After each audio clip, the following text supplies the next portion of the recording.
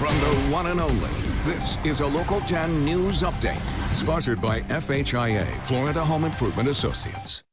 Good morning, South Florida. I'm Samantha Bryant. Here's a look at stories making news today.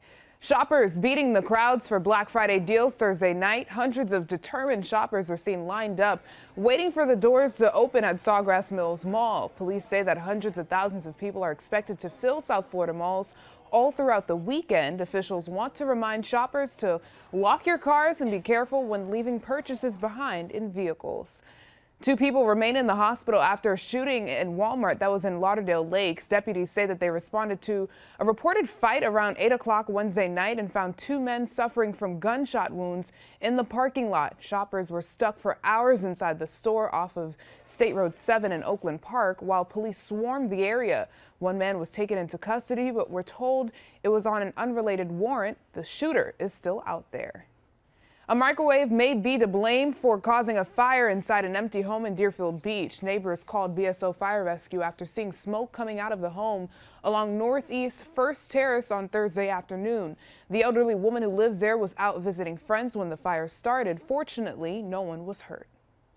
Listen to Local 10's podcast, The Florida Files, wherever you are, whenever you want. Just say, Alexa, play the Florida Files podcast. Getting the latest episode of Florida Files. Here it is from TuneIn. Previously on the Florida Files. Or just ask Siri, I want to hear the latest Florida Files podcast. Here's the newest episode of the Florida Files. Get the Florida Files on Alexa, Google Home, or Apple devices just by saying play the Florida Files podcast.